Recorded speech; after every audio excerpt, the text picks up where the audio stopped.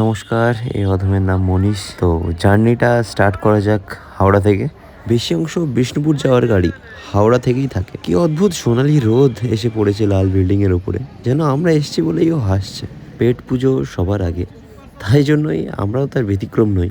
এখান থেকে পেট পুজো করে দুহাত দিয়ে কেউ খেয়ে তারপরে চলে গেলাম ট্রেনে। ট্রেনটা আমাদের এসেছিল 5:10 যেটা আসার কথা ছিল 4:50। কিছু ইনফরমেশন আপনাদের সাথে শেয়ার করে রাখি, যেমন কি আমাদের রিজার্ভেশন সিটার পড়েছিল 145 পার পারসন। আমার ভিডিওতে খুব বেশি interesting things are not available. তাহলে কি আছে? কিছু বন্ধুত্ব, কিছু ইমোশন, কিছু গল্প, কিছু গল্পের ছলে বলা ইতিহাস, কিছু মেমোরিজ যেগুলো থেকে যাবে আমার মনের একটা কোঠায়, হয়তোবা আপনাদেরও কারোর। দেখতে দেখতে কিন্তু আমরা পৌঁছে গেলাম বিষ্ণুপুর জংশনে, যেটা খুব নিস্তব্ধ। কারণ এখন 10:05।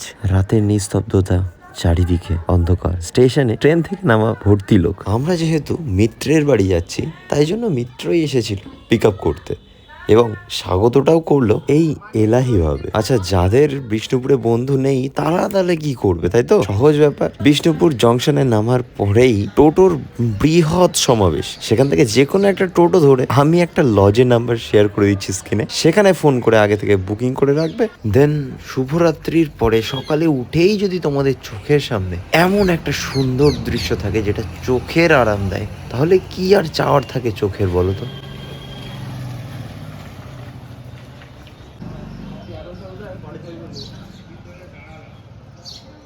সকালের এই মনোমুগ্ধকর আবহাওয়া আর আউটডোর করার নেশাটা বিশেষ করে আমার তো চেপে ধরেই সকালে কোথাও ঘুরতে গেলে। সেই খোঁজেই চলে আসলাম কোথাও আউটডোর করার জুতো নিয়ে। আসার পরে যদি সামনে এরকম একটা দৃশ্য থাকে, তাহলে প্রকৃতি প্রেমীদের মধ্যে কেউই ঘুরতে গিয়ে আর ঘরে থাকতে পারবে না। আমিও তাই ব্যতিক্রম নই। এটা কিন্তু মর্নিং ওয়াকের সময় আমরা এসেছি, আমরা দুজন মিলে এসেছি জাস্ট স্পট খুঁজতে। আর তারপরেই জানতে পারলাম এটার নাম পাথর দরজা।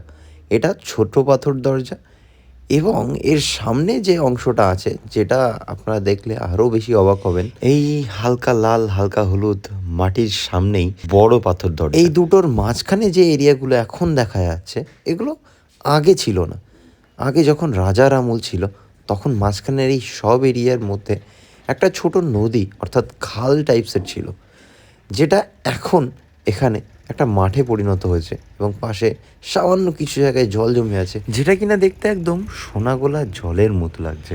আমরা যেমন গাছতলায় ঠাকুর রাখি, ওরা তেমন গাছতলায় ঘোড়া রাখে। সেই টেরাকোটার তৈরি ঐতিহ্যবাহী ঘোড়া, যেটা দেখতে সবারই ভালো লাগে। রথ সে তো কাঠের তৈরি, ভারী তো খুব বেশি না, কিন্তু এটা একটু আলাদা, পাথরের তৈরি, ভারী সামান্য বেশি বটে। তাছাড়াও বিভিন্ন জায়গায়, বিভিন্ন প্রান্তে, বিভিন্ন কোনায় যেখানেই তাকাবে সেখানেই ছোট না ছোট কোনো মন্দির দেখবে। কিছু কর্মের পর আমরা চলে গেলাম একটু ইতিহাস দেখতে,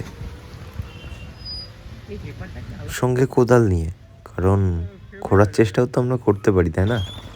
এখানে বলা হয়েছে যে দুর্গাপুজোর সময়, প্রত্যেক দুর্গাপুজোয় এই পাহাড়টার উপরে ঠিক এই পোর্শনটায় একটা কামান আছে, আর সেই কামানটাই ফাটিয়ে দুর্গাপুজো শুরুটা হয়। আর সামনের এই যে স্থাপত্যটা তোমরা দেখছো, এটা হলো বড় পাথর দরজা, যেটা কিনা দুটো গেট বলা চলে, যেটা রাজ্যের ঢোকার একটাই মুখ। আর যে মুখের ভিতরে ঢুকলেই তোমরা দেখতে পারবে এই ছোট সামান্য একটুখানি একটা ফাঁকা, যেটা কিন্তু সোজা নয় কোনো মতেই, সামান্য বেঁকানো। আর এই যে পোর্শনটার পুরোটা ছিল জলে ভর্তি, এবং এখানে কুমির থেকে আরো বিষধর কিছু প্রাণী এর মধ্যে থাকতো। এটা যখন পার হয়ে আসবে, তো তার আগে সেনাবাহিনীরা এখানে থাকতো, একটাই গেট। তো ঢোকার সময় জাস্ট এখানে ওদের প্লেসিং থাকতো এর মধ্যে, এই জায়গাগুলোয়। আর এটা তো এখন মাটি চাপা পড়ে আরো উঁচু হয়ে গেছে, তাহলে আরো মাটিতে স্থলভূমিটা আরো নিচে ছিল। কিন্তু সোজা নেই, কিন্তু দেখ, হ্যাঁ মানে বাঁকা, মানে যাতে শত্রুরা যখন অ্যাটাক করবে না, মানে সোজা তীর ছুঁলে, ঠিক আছে? হ্যাঁ, এটা হলো সোজা, কিন্তু সোজা নেই, একটু একটু বাঁকা, এরকম একটু বাঁকা আছে, একদম সাইড থেকে মারে। আচ্ছা, হ্যাঁ, এই দিক থেকে যদি যায়, তাহলে দেখ এইটা দেখ সোজাসুজি, মানে যদি সোজা থাকে তাহলে এখানে আসলে মারতে পারবে, আর এটা আসার আগে মারতে পারবে এখানে আসলে। তাছাড়া ওই জন্য এইদিকে রাখা কি সায়েন্স চেপে থাকতো, ঠিক আছে, এদিকে ওকে ডিজাইন আর লাইট অ্যান্ড শ্যাডো লাভলি। আচ্ছা সৈন্যবাহিনী ঢোকার গেট আর কি এটা, তারপরে এর মধ্যে ওরা প্লেস করতো। ওয়াও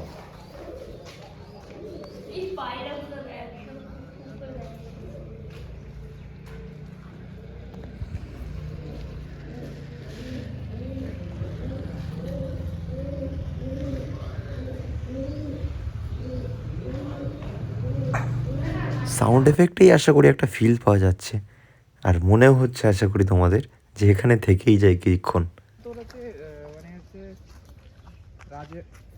রাজাদের থাকার জায়গা, ঠিক আছে, রাজাদের যে বিল্ডিংটা, ঠিক আছে, ওই দিকটাই। আচ্ছা এর পিছনে তাই তো? হ্যাঁ, পিছনে মানে এই আচ্ছা। জায়গাটা ওটা মানে আচ্ছা এরপরেই এটা হলো মা মৃন্ময়ী দেবীর মন্দির, যেটা কিনা ভারতের প্রথম দুর্গাপুজো হওয়ার স্থান, যেখান থেকে আমরা বাঙালিরা আজকে এত বড় একটা আয়োজন করে থাকি। সেটা শুরুটা কিন্তু এই মা মৃন্ময়ী মন্দির চত্বর থেকেই। ওই যেটা রাজাদের গেট ছিল ওখান থেকে ঢোকার পরে মন্দিরটা এই সাইডে আছে তাই তো? হ্যাঁ, আচ্ছা পুকুর, এটা নদী, তার উপরে রাজাদের বিল্ডিংটা ছিল, নদী নয়, এটা পুকুর। পুকুর আর কি। এটা কি রাজাদের টাইমেও ছিল পুকুরটা না? হ্যাঁ, স্নান টান করতো, এ করতো। আচ্ছা আচ্ছা এই যে পুরো এই জায়গাটা আচ্ছা, যতটা দেখা যায় আর কি। কোনো পরিচর্যা নেই, সংরক্ষণ নেই, কিছু তো করছে না রে। সরকারকে এগুলো করা উচিত। মা মৃন্ময়ী দেবীর সামনেই রাধেশ্যাম টেম্পল। এখানে এন্ট্রেন্সটা কিছুটা এরকম, কিছুটা রিপেয়ার করা হয়েছে নতুন করে, আর বেশি অংশটাই পুরনো আদলের ছোঁয়া, যেটা দেখতে একটা অদ্ভুত শান্তি লাগে, যেটা ডিটেইলিং এত সুন্দর যে আমি সত্যিই মুগ্ধ হয়েছি। ইটগুলো একদম জাস্ট 1 ইঞ্চি। এই যে গুলো রয়েছে না, এগুলো রামায়ণ মহাভারতের ছবি, তারপর পুরাণের ছবি। আচ্ছা স্কালচার রিলিফগুলো, হ্যাঁ হ্যাঁ, রিলিফ পেন্টিংগুলো। আচ্ছা আর এই আর স্টাইলটাও বেশ একটা অন্য ঘরানা। আর এটা হচ্ছে এখানে না প্রায় প্রতিদিন পুজো হয় এখানে। আচ্ছা আচ্ছা। পুজো হয়, ভোগ হয়। আর স্টাইলগুলো ইন্ডিয়ান স্টাইল, কিন্তু ওই অজন্তা বা যে কেভগুলো আছে সেগুলো থেকে কপি না, এটা কিছুটা থেকে ইন্সপায়ার্ড, ওই তোর মোগল মিনিয়েচার পেন্টিং থেকে কিছুটা ইন্সপায়ার্ড আছে না, কিন্তু এর স্টাইলটা একটু অন্য ধরনের। এক্স্যাক্ট কোনো একটা সময়কালীন সেইখান থেকে কপি করে করা না, এটা one kind of Indian style but it's looks different. প্রথমে আমরা এই মদনমোহন, যেটা এখন আর যায়নি, ঠিক আছে, আর যেটা প্রথমেই দেখালাম, যেটা আমাদের পাথরের যে রথ, সেটা হলো এইটা, ঠিক আছে, ম্যাপটা অনুযায়ী বলছি আমি। আর তারপরে স্মল গেট, যেটাই আমি প্রথমে দেখালাম, যে এটা ছোট পাথরের দরজা, সেটা হলো এটা, এবং এটা হলো বড় পাথরের দরজা। তারপরে লালজিউ হলো এই পাশে, যেটা এখনো গেট বন্ধ আছে বলে আমরা ভেতরটা যাইনি, বাট বাইরে থেকে দেখলাম মন্দিরটা, ঠিক আছে। আর তারপরে রাধেশ্যাম মন্দির, যেটা এর অপোজিটে আছে একদম, এই যে গেটটা দিয়ে যেটা ঢুকলাম সেটা হলো রাধেশ্যাম মন্দির, ওকে। আর তারপরে এই মৃন্ময়ী টেম্পল, যেটা হলো এই সাইডটাই, যেখানে দুর্গাপুজো প্রথম ভারতবর্ষে দুর্গাপুজো হয়েছিল, সেটাই বুঝলাম আমরা। টোটাল যে ম্যাপের একটা শর্টকাট এখানে একটা দেয়া আছে, সেটা জাস্ট আমরা উপরের এই পার্ট পর্যন্ত আমরা কভার করেছি উপরে, ঠিক আছে। একটু পেট পুজোর পর ঠিক আছে, গুমঘর, আচ্ছা। সেই সময়ে রাজাদের আমলে যারা কোনো দোষ করতো, করতো, অন্যায় করতো, তাদের ওই ওপর থেকে উপরে ফেলে দেওয়া হতো। আচ্ছা, সে পালা থাকতো। পালা, ডালপালা, না পালা থাকতো, পালা। ফলা, আচ্ছা আচ্ছা আচ্ছা। সেটা কেটে পড়তো। ও মানে একটা মৃত্যুদণ্ড আর কি। তুই ওইটা নিচ্ছিস?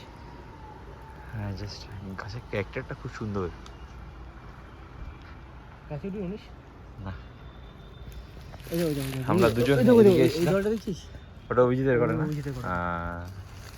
এখান থেকে জাস্ট এই যে রাস্তা, ওখানে এটা রাস্তা। আচ্ছা, এই পাহাড়টা উঠে যাচ্ছে। আমরা জাস্ট এখান থেকে উপরে উঠে আসলাম, অনেকটাই এখানে উপরে, যাওয়ার প্রায় অ্যাপ্রক্স 2 তলা হবে না, না দুতলা না, 1 তলার উপরে হবে আর কি, 100 মিটার। 100 মিটার হবে উপরে এসছি। এখানে অফবিট এরিয়া আর কি। একই style but different painting, different relief, different sculpture, সব কিছু মিলিয়ে আর একটা মন্দির দেখে নিয়ে আমরা বেরিয়ে গেলাম ভিজিট করতে। রাস্তা পথে এত সুন্দর কিছু মাটির ঘর দেখলাম না, এগুলো সত্যিই দুর্ধর্ষ। এটা হলো আমাদের দ্বিতীয় দিন, দেখা হচ্ছে তৃতীয় দিনে, না হলে ভিডিওটা আরও বড় হয়ে যাবে। ভালো থাকবেন, জুড়ে থাকবেন আরও আপডেট পেতে।